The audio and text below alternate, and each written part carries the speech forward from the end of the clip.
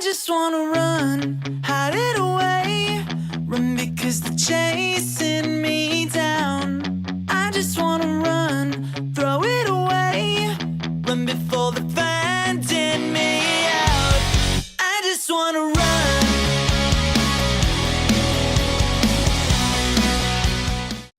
When people experience mania, they have lots of energy, they feel really, really good, and they can go without sleep for long periods of time. Hey there, my name's Tabby, and I'm a mental health guide that is obsessed with empowering you to live a life that you truly love. Last week, I had my first manic episode of the season. So today, I want to give you 5 tips on managing your mental health and why it's so important to have these steps in place before you are in crisis. So let's get right on to it. Number 1, connect with others. Now, I know when my mental state starts to deteriorate. I called 2 of my very best friends, and we all agreed that I needed some space away from the stress that I was internalizing. Building and maintaining social connections, whether they're in your neighborhood or all over the country, is the key ingredient to living a fulfilling life. It doesn't just boost your mood, right? It helps get rid of feelings of isolation. It strengthens your sense of belonging and your sense of self. So, off to South Carolina I went. As someone who is overly obsessive about helping you lead a life that you love, I can't stress enough how essential self-care is. The second day that I was in South Carolina, my friends drove north a little bit for the day, leaving me alone to my thoughts and my emotions. I didn't journal or even take a long bath, but I did lay on her couch and meditate. I did deep breathing and just focused on reducing my stress. I didn't meditate for long. It was a couple of minutes here and a couple of minutes there, but I immediately started to feel a little bit better, where I could address the situation that I put myself in.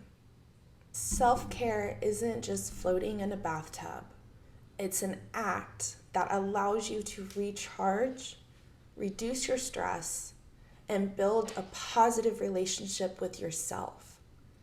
All of these things are vital for your overall mental health, for your well-being.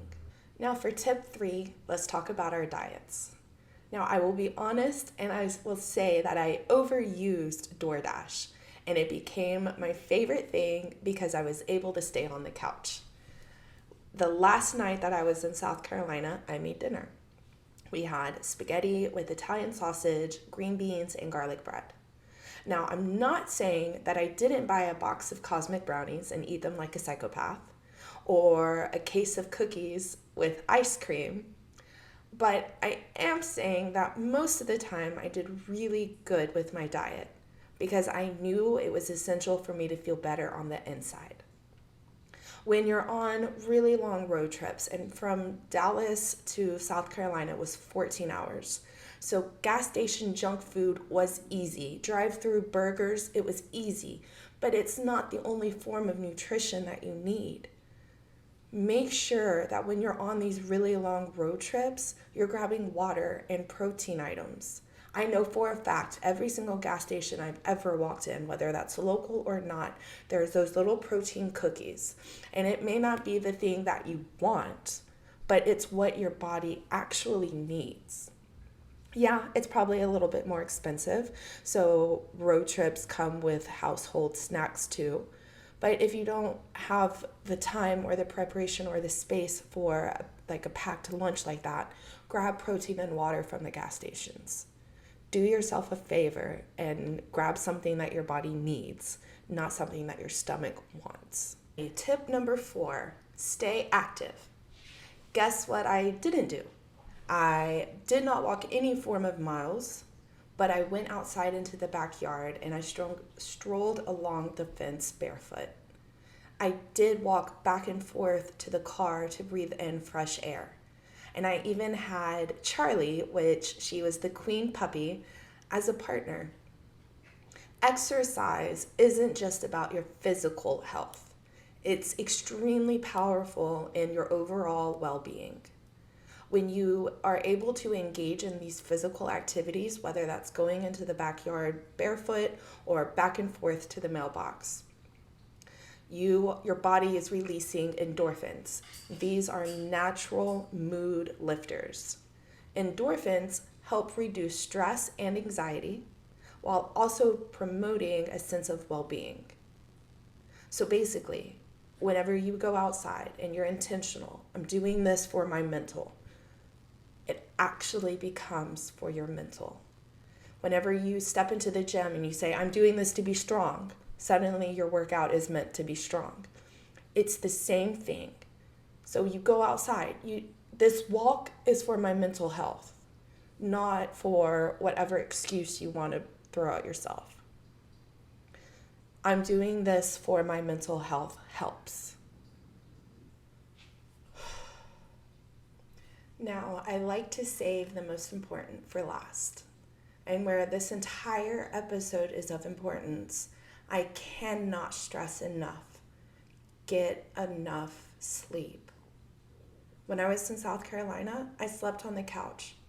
And anytime my eyes felt heavy, I closed them for however long I needed to close them. This was the one time that I allowed myself to rest. There were no excuses of me needing to do something else or be somewhere else, or I didn't even have my to-do list open. I just allowed myself to rest. Quality sleep is not just a luxury that everyone gets. It's an aspect of managing your mental health. Whenever you sleep, your brain processes emotions and ultimately improves your cognitive function. That's the part of your brain that regulates moods, emotions, and behaviors. When you don't sleep, you open your doors for paranoia and anxiety. These two symptoms alone are enough to take down a full schizophrenic, meaning it's enough to take out someone who has nothing comparable to schizophrenia. For me personally, I go weeks without proper sleep, and then I eventually implode, and it affects literally everybody around me. So much so that when I start coming back out of my episode, I want to hide because I'm so embarrassed. And that, ladies and gentlemen, is why I'm doing what I'm doing. If I'm embarrassed about actions I have no control over, I know someone out there is feeling exactly the same. If you are that person, please know that you are not alone. And I'm doing my very best to help you through your hard times through connection. Living with mental health challenges should not come with the outcome of living life alone. Everything that I talk about is what I do to get through my hard times. Do I claim to make them completely stop? Absolutely not. I'm not a magician. But I do know that I can help you through them. You deserve to feel better and to be able to talk about what just happened. So do yourself a favor. Connect with others. Say something hard, even if it's the beginning of a conversation about emotions. Take care of your soul. And I mean more than what you're doing in the bathtub. Once you heal from the inside, the outside starts to shine. Eat the freaking foods. For Pete's sakes, you're an adult. Veggies, detox. And if you look at mental health as a nasty booger that can be washed away, then vegetables are going to be the one to wash it away.